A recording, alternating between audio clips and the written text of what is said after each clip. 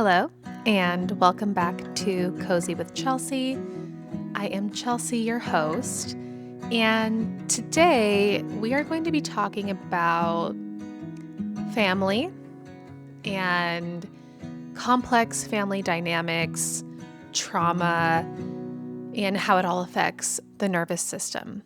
So, I wanted to start this episode off by saying if any of that might affect you in a certain way, then to proceed with caution because I will get into, like I said, complex family dynamics, trauma with the family, how that affects your nervous system, and feeling unsafe with certain family members.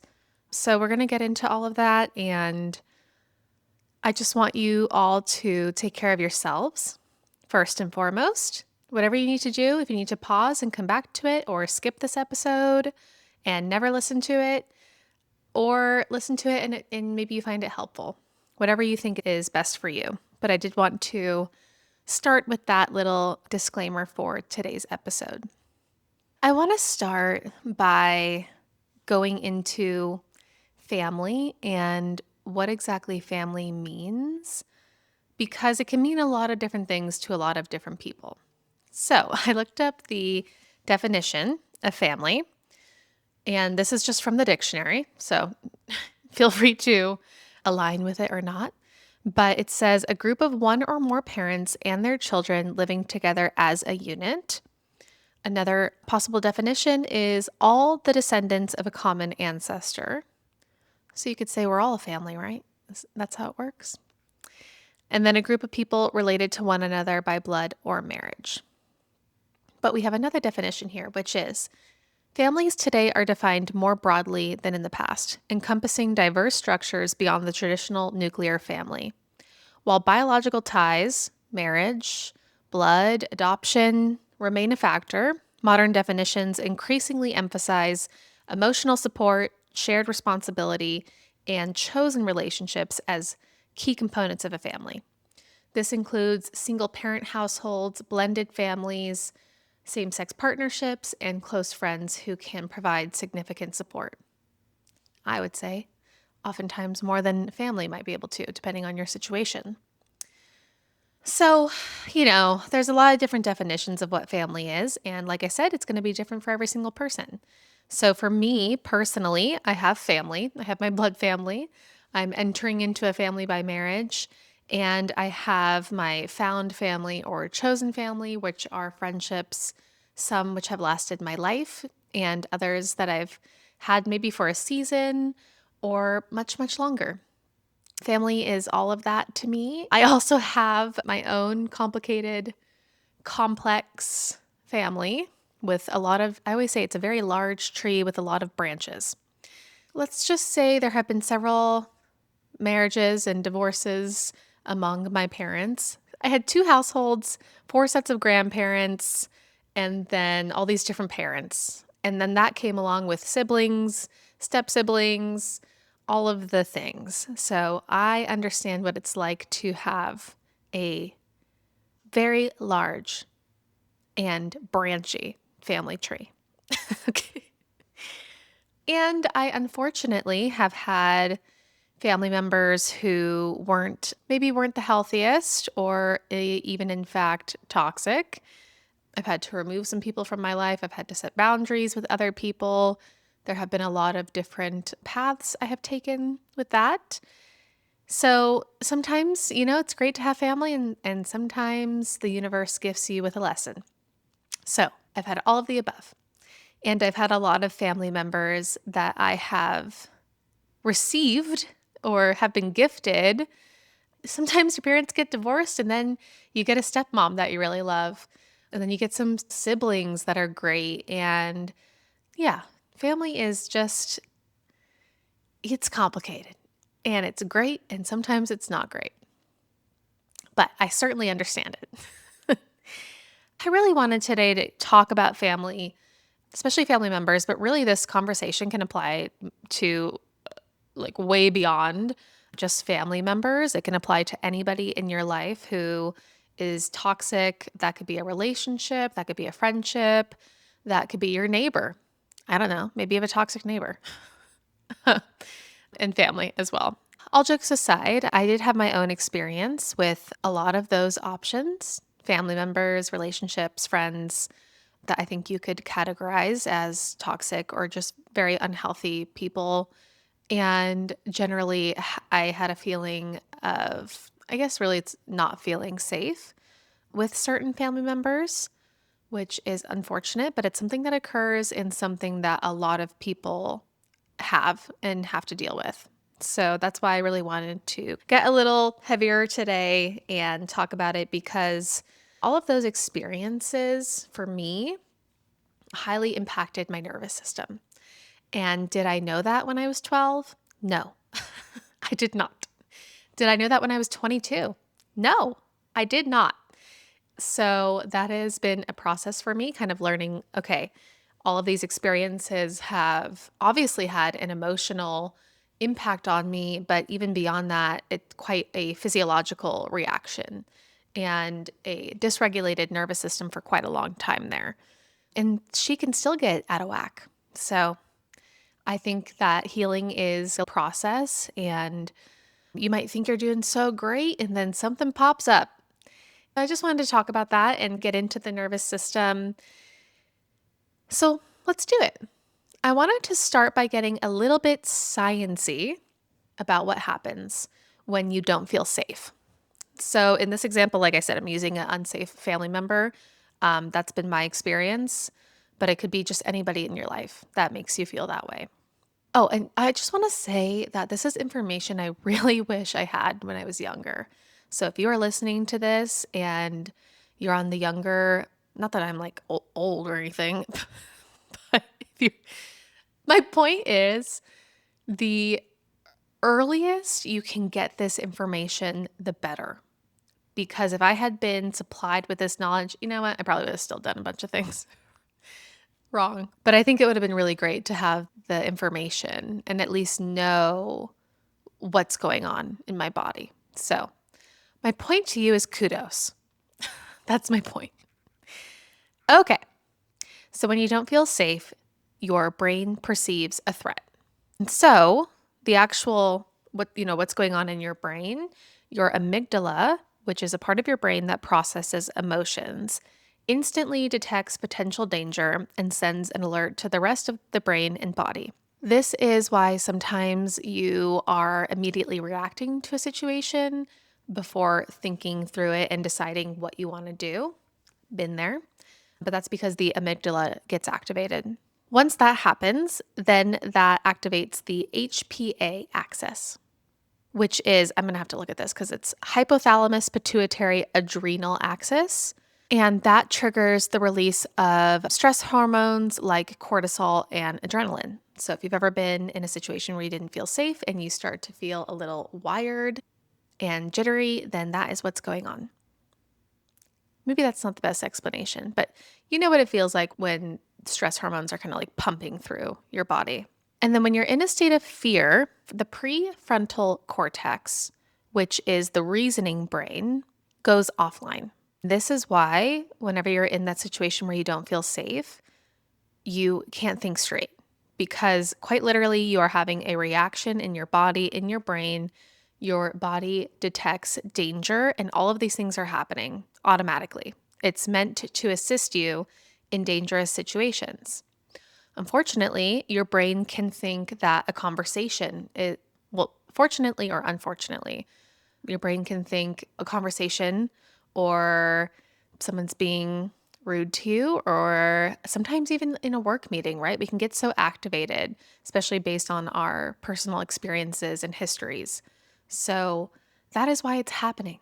That is why you can't think straight and you feel extreme stress, because that is your body is trying to help you through this situation. Now, when this happens, this triggers a survival response. Now, I'm sure that you have heard of fight or flight. They've expanded that now into fight, flight, freeze, or fawn. So there are several different options now, and I'm going to go through each one and touch on them real quickly. So the first one we have is fight. That is where you're confronting the threat.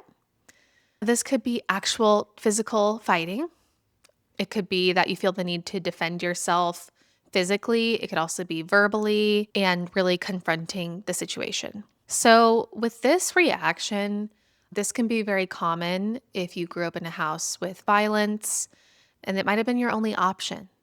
A lot of kids are in unsafe situations, and sometimes fighting is a skill that you have to learn to survive.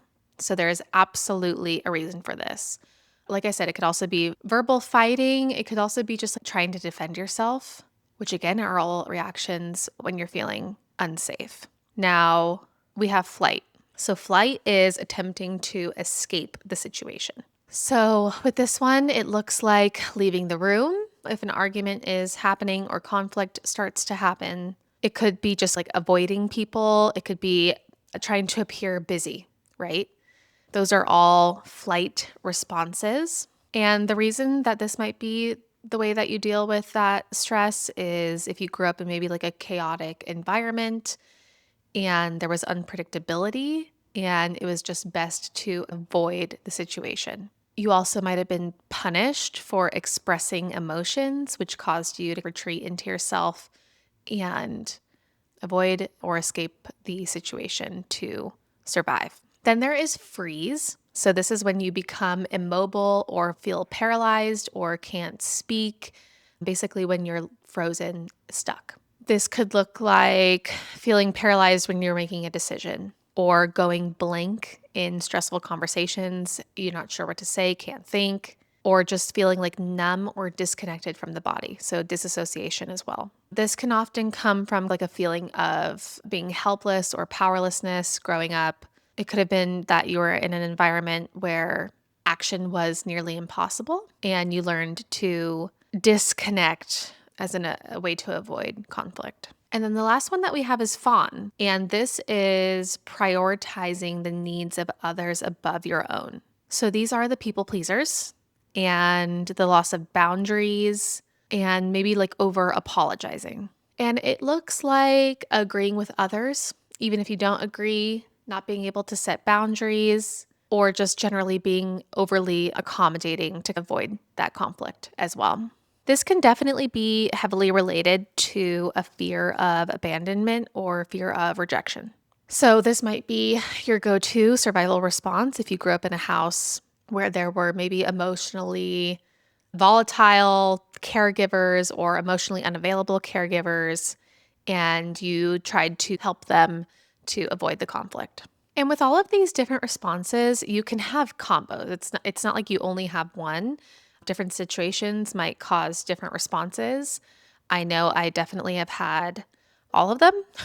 So, depending on the person and the situation and what's happening. And yeah, I just want to say that if you've experienced those because of an unsafe situation, it is truly your body just trying to keep yourself safe and protect yourself in that situation, which is why it's tied to the nervous system. All of those responses are tied to the nervous system because that is how it's learning and responding to protect us.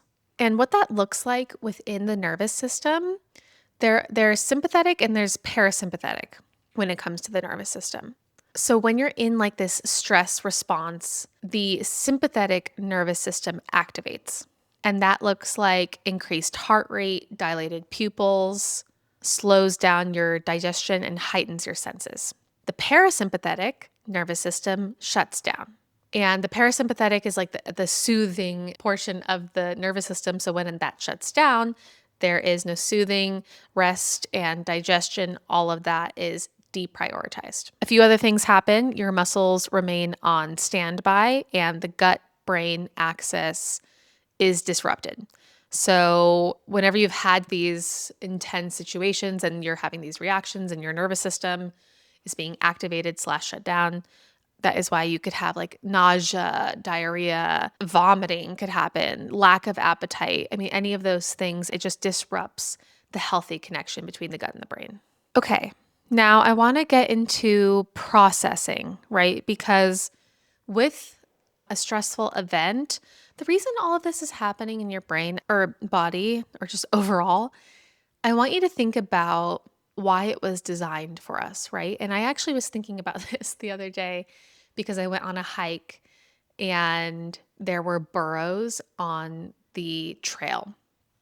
And I just know a story about like a mean burrow. I think maybe they're relatively chill animals, but I know that they can be mean. And yeah, you see a wild animal and you just get a little nervous. But I felt this happening, right? Like I felt my stress hormones being dumped and I felt scared.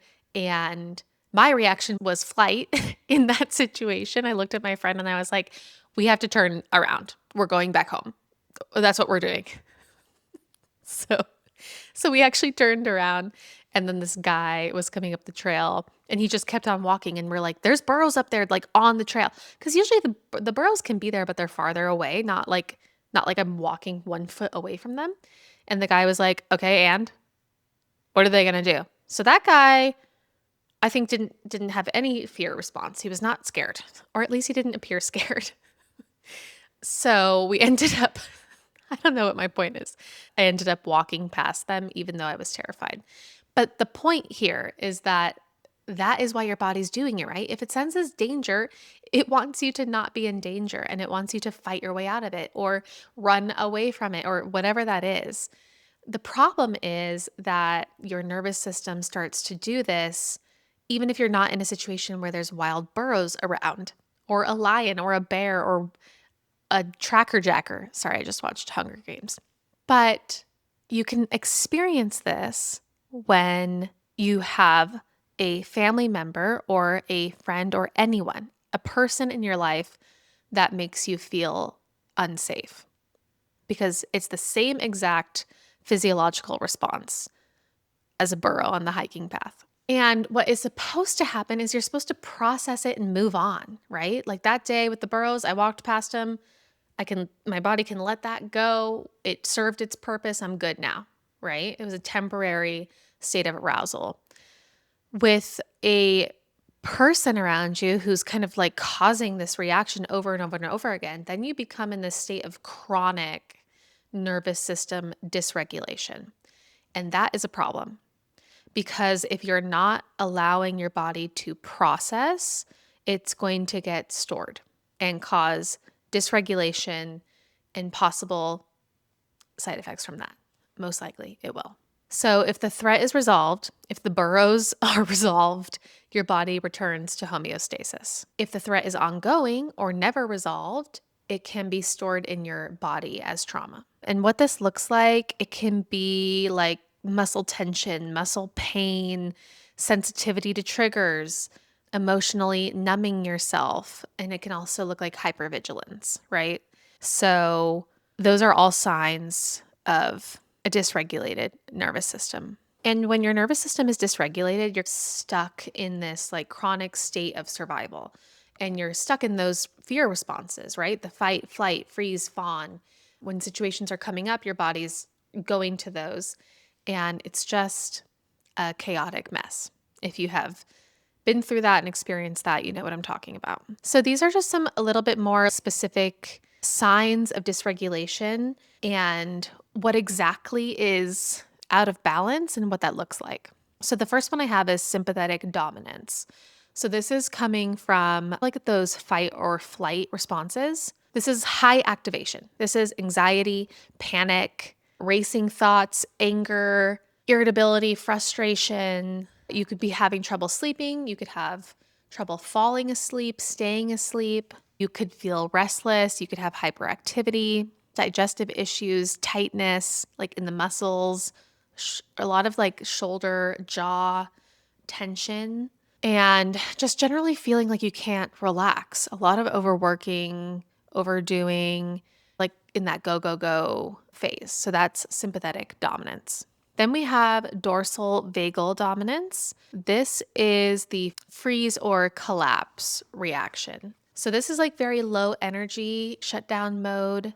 This is fatigue, chronic exhaustion, depression, feeling numb, feeling disconnected, disassociating, isolating from others. Your body can feel very heavy. It just does not. It feels like you've given up. That's kind of what that feels like. And then we have the fawn response pattern. So the fawn is the people pleasing. This could be a blend of sympathetic and dorsal activation. And with this, it could be, really it shows up as people pleasing, right?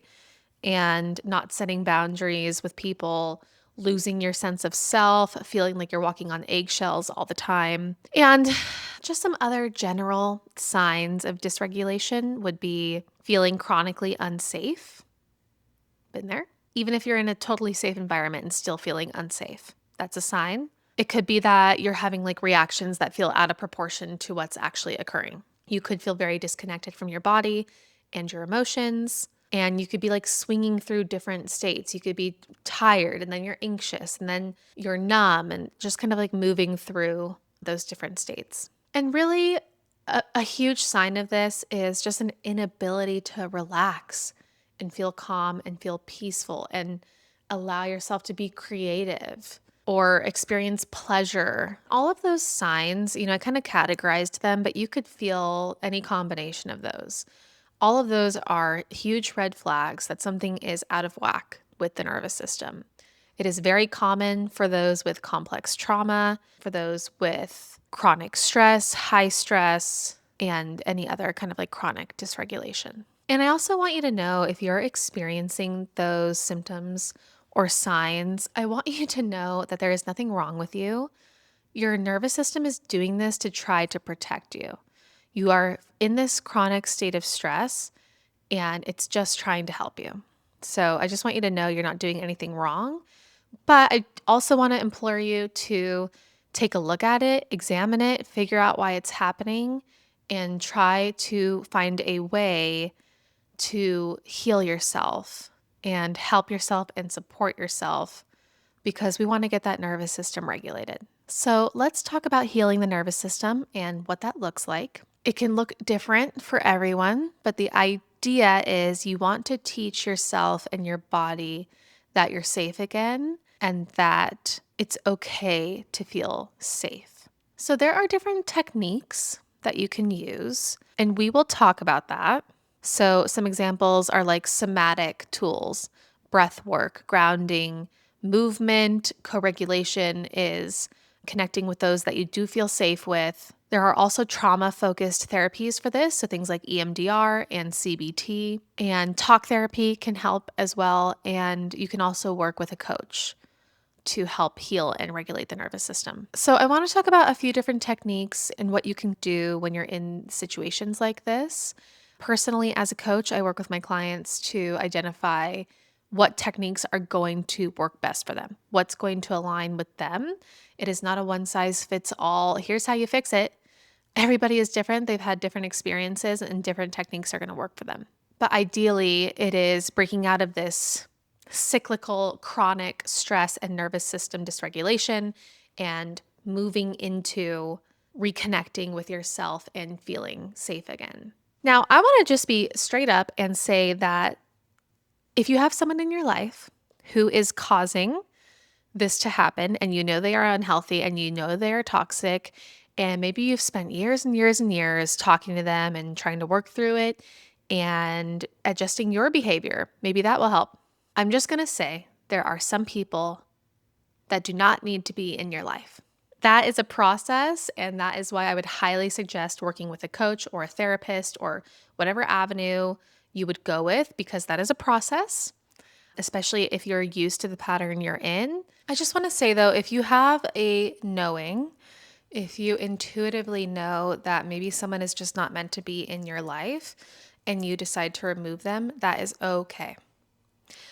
And you do not owe them an explanation. You can give them one if you want, but in my experience, it's a decision you have to make for yourself. You have to choose yourself. But again, working with someone for an extended period of time can really help with that process. Now, sometimes removal is not an option. So you might be in a situation where someone is in your life because of family, because you have a legal obligation to this person. There are situations where you simply can't remove that person, and that is where some techniques really come in handy when dealing with a toxic person. So boundaries are one, and with a boundary, there is a recommended, I have a recommended way of setting a boundary, which is clearly explaining the boundary. Okay. And then you have to uphold the boundary. But as soon as you clearly state the boundary, you do not need to tell them over and over and over and over again. If they keep crossing the boundary, you don't have to say, remember when I told you this? I don't like when you talk to me that way. You don't have to keep telling them that. You can simply disengage from the activity. So if they're not respecting your boundary, you walk away. You say, I'm busy, I can't do this right now. You could just stare at them blankly. I know it might sound crazy, but there is a technique called gray rocking, and it's where you show no emotions, right? So that oftentimes with a toxic person, they are trying to get a reaction out of you. Good or bad or whatever, they want a reaction. So gray rocking is the practice of not showing emotions, just saying, okay, answering questions. You do not need to do that. You can just disengage emotionally from the conversation. Now, that also can require practice and tools. And again, a coach could work with you on that. And I think what's really important, if there's a person who you cannot remove from your life or you're not ready to remove them yet, you need to have an exit plan. So when you're in that situation, if you're unsafe, you need to know how to get out of there. You need to have someone that can call you. You need to have an excuse ready to go. You need to be prepared. Preparation is always going to help in situations like this. And when it comes to this, really it is ultimately deciding, what am I going to allow in my life? Am I going to allow this person in my life who constantly disrupts my peace to the point where my body is shutting down because I'm in this chronic state of stress? Am I going to allow that? It's a question to ask yourself. It's also a question to say, okay, if this person's in my life, what am I going to allow? How am I going to interact with them? What is the relationship going to look like on my end? All of those are decisions that you are absolutely qualified and capable to make for yourself. So we have removing the person, how to deal with someone in your life, which is setting boundaries, gray rocking, not engaging, having an exit plan. And another big piece of this is self-care. Because when you're going into these situations where you're feeling unsafe, if you have not taken care of yourself beforehand, it's going to be harder to do any of those things. So even if you sever the connection, obviously you're going to need some self-care.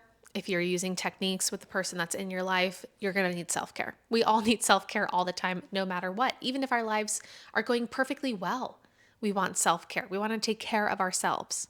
So let's get into self-care and what that looks like. So I touched earlier on breath work. This has been huge for me and it's helpful for many, many, many people. There are a lot of different methods. So I would suggest to find what works best for you. So you might have heard of box breathing. That's where you're breathing in, holding, breathing out, holding for equal measures. There is the 4-7-8 method. Breathe in for 4, hold for 7, breathe out for 8. There's also the Wim Hof method. That's a very popular one. I personally haven't tried that one, but I have heard that it can be quite activating. It might even be the opposite of what you're looking for if you're trying to heal your nervous system. But again, everybody is totally different. So if it works for you, great. I just attended actually the Sacred Breath Academy. So I am not sponsored by any means, but I just did a class with them. They have group sessions that are $40, which is really not too bad. And they're on Zoom. And my teacher was Sequoia and he was really wonderful, but they have this like cyclical breathing in pattern where you fill up the diaphragm area and then the upper chest and then let go. And you keep doing that over and over and over again. And they say that their method is more of like a feminine, divine feminine form of breath work. And I really enjoyed that.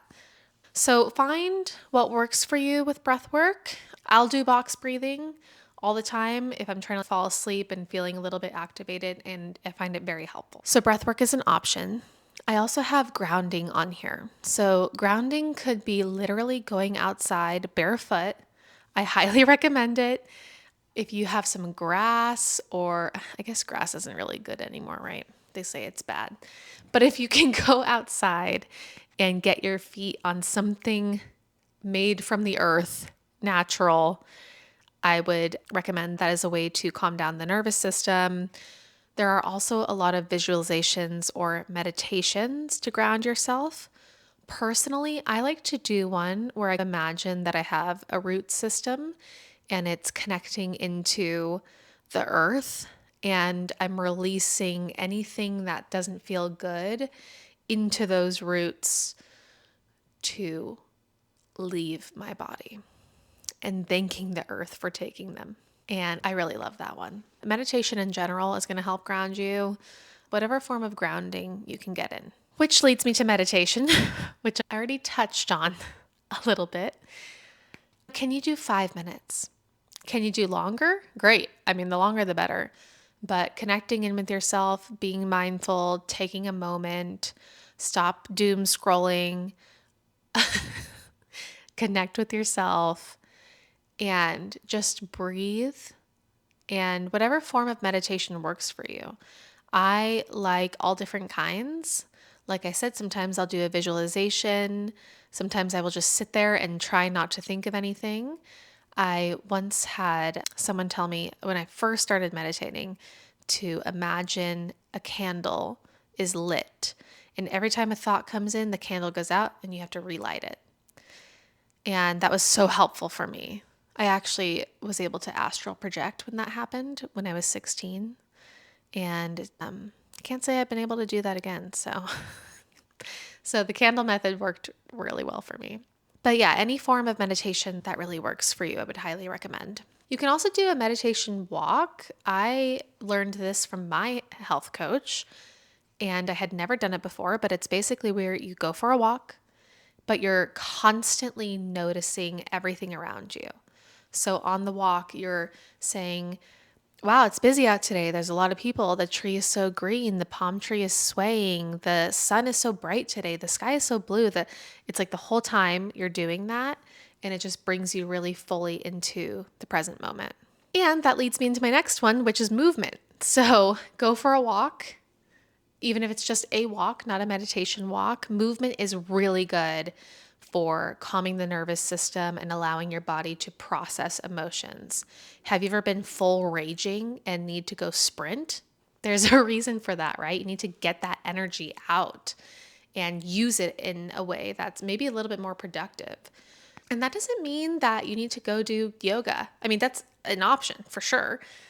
But if you're having like I said, if you're angry or anxious, or maybe you need something a little bit more activating, right? To get that feeling, to move it through your body. So maybe you go for a run, maybe you do a HIIT workout, maybe you get on the Stairmaster like I did this morning for 15 minutes.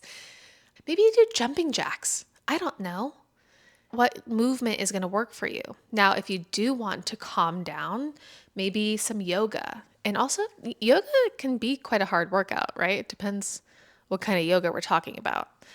So maybe you go for a little bit more strenuous yoga. Maybe you go for a yin yoga if you really want to calm down and relax and rest and connect with yourself. Maybe you just want to stretch. Maybe dancing. I actually did this the other day and realized how long it's been since I've danced.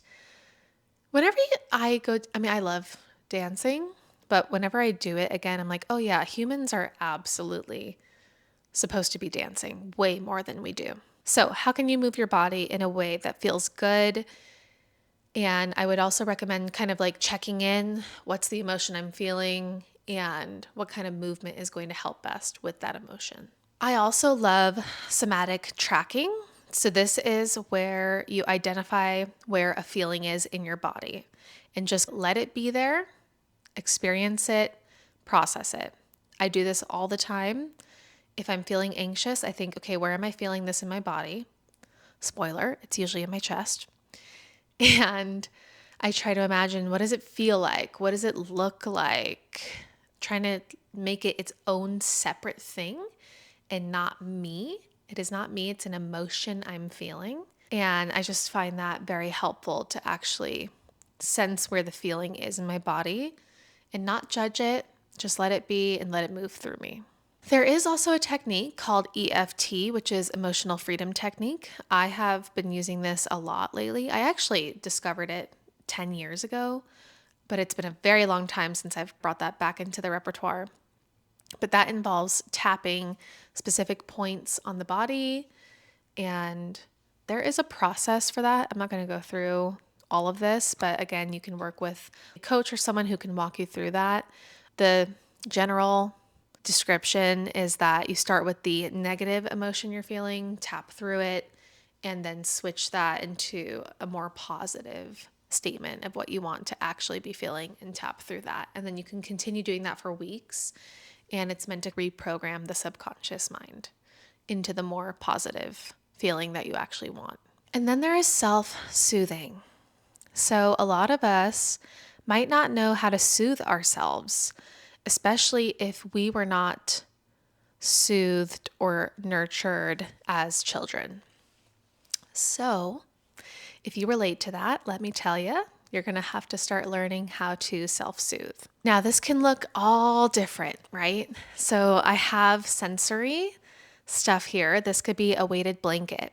Honestly, to me, a weighted blanket makes me feel trapped, but a lot of people love a weighted blanket. It could be a warm bath. I do that all the time. If I'm feeling dysregulated, it's bath. Immediate bath with Epsom salts, bubbles, the whole 9 yards. Calming scents, that also helps me a lot. Essential oils, lemon, peppermint. Yesterday I did orange and I was like, wow, this is really great. I don't usually do orange. Journaling is another option for self-soothing and something I practice nearly daily. If you are feeling out of control, feeling unsafe, getting those emotions out through journaling. It could be poetry, it could be writing a song, it could be playing an instrument. What creative outlet could you use to get that out? And then I'm going to talk about Donna Eden and energy medicine. There's a lot more to this, so I'm only going to recommend two things. One is the thymus thump, which is right in the center of your chest, and you can just kind of thump it. And that really helps me regulate. It's supposed to stimulate the immune system as part of it. And then there are the K27 points, which are acupressure points within the body. Those are like right underneath where your collarbone is. There are two areas, and you should feel, if you press on them, they should feel a little bit tender, and just massage those. And this is something you could do if you're in a high pressure situation. I've used it before in a specific situation where I had to be in a room with a person who gave me panic. I shouldn't say gave me panic because they're not really giving me anything, but I'm experiencing it while I'm around them. And you just kind of like, it's all of this is like a reset, right? And it's meant to promote well-being and calm me down. So I do this all the time, and I don't even care how it looks. And I'll do this. And this is good too when maybe you're not feeling good and you're about to get sick. I actually had that a little while ago, and I was doing that every day, and I tell you what, I didn't get that sick. So would recommend those as well. And then we have just our general lifestyle self-care. So this is, are you getting enough sleep? Are you getting enough water? And by the way, that doesn't mean you have to drink 400 gallons of water a day, but maybe put some minerals in your water. Are you fully hydrating yourself? Are you nourishing yourself with food? Are you eating foods that make you feel good and make you continue to feel good? Do you have creative outlets? Do you read? Do you write? Do you play guitar? Do you paint? I don't know. Do you build worlds in Minecraft? I don't know. Whatever your creative outlet is, do you have something? And then I can't recommend a gratitude practice enough. I have a journal I put on my nightstand, and before I go to bed, I just try to scribble some things I'm grateful for the day. Some people have a much more regimented practice, which is like they wake up and they write down 10 things or whatever that looks like. But how can you incorporate that? Even if it's just a thought, maybe you're feeling anxious, switch that in your brain to I'm grateful for being alive. That's always one I go to because that's something I always am, right? That's something I always am. Yeah. So how can you incorporate some gratitude into your practice as well? Now, I have talked about toxic family members and toxic partnerships, relationships, people in your life. But I also want to talk about found family and the beauty of found family and friendships and people that you choose to have in your life versus people you are related to by blood and don't have choice over that. So, what is found family? Found family are the people that we choose, the community that we choose, and choosing a partner is always found family, right? Hopefully. Whenever you're choosing a partner, that is not your family, and they are going to be your family, perhaps. So that's a great example of choosing someone that you really want to be with, that you really love, and that supports you. It could be friends. That's a huge piece. For me, I have a wonderful collection of really, really great people who are my friends. It could be you actually can find a maternal or paternal relationship if that's something that you don't have in your life for one reason or another. You can find people will come into your life that kind of represent that role. I have that right now, and it's really beautiful when you can find someone who steps into that role for you. And this can really create healing. That's really the wonderful thing about found family is finding people who you actually like being around and are healthy and supportive and loving, and it can heal something in you. I had my fiance's dad, we went to visit, and there was a moment where we were fishing and my line got all messed up and whatever the word is for that. I don't know the fishing term, but crinkled up or had knots in it or whatever. And he took the line and he just walked entirely across the yard and just slowly took his time pulling the whole line out and then had me reel it back in once it was straight. And I had just never experienced that. Of course, I cried, but it was just a fatherish figure taking their time, having patience, and helping me. And it was quite beautiful. So I'm very grateful for that. Hey, gratitude practice. But it can be healing to know that there are people out there who are like that. There are good family members, there are good people. You are probably one of them, right? So, yeah, that can be something that you're grateful for. Found family and being able to heal through seeing examples of what a healthy relationship can look like. So, just to recap everything, I just really want to emphasize working on regulating the nervous system, feeling safe again, feeling safe with yourself, and having your own sense of family, whether that's actual family members or found family or a combination. You ultimately get to choose what you will and won't allow in your life. And you can enjoy the freedom of cultivating and finding your own found family. And I think the most important thing is knowing that you are your own family. I am my family. I love myself, support myself, and I'm safe with myself. Really tapping into that and embodying that as well. And to tie it back to cozy, creating a cozy and safe environment for yourself. What does that look like? How can you create a cozy and safe environment for yourself? And I cover that in a different episode, which is the first one actually, which is how to basically incorporate cozy into your life, but cozy ways to live. Okay, I want to end with a poem by the magical Mary Oliver, my favorite poet. And this is one of her very popular poems. It's called Wild Geese. And this is how it goes. You do not have to be good. You do not have to walk on your knees for 100 miles through the desert repenting. You only have to let the soft animal of your body love what it loves. Tell me about despair, yours, and I will tell you mine. Meanwhile, the world goes on. Meanwhile, the sun and the clear pebbles of the rain are moving across the landscapes, over the prairies and the deep trees, the mountains and the rivers. Meanwhile, the wild geese, high in the clean blue air, are heading home again.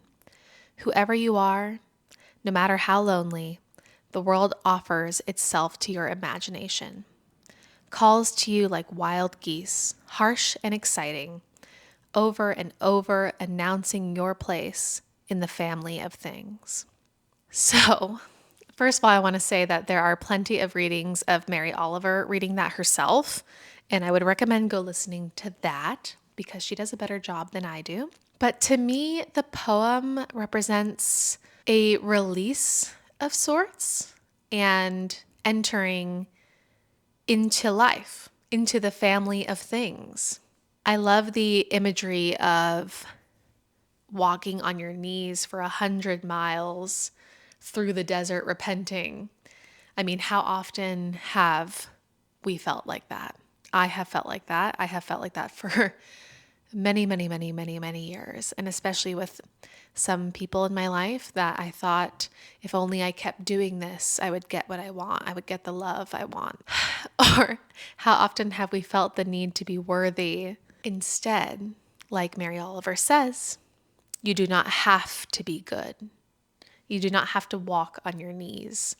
I think that's something that I really learned and has been a part of my healing process is I am okay the way that I am. I am worthy just by existing, and so are you. You are worthy just by existing. And she says, we only have to let the soft animal of our bodies love what it loves.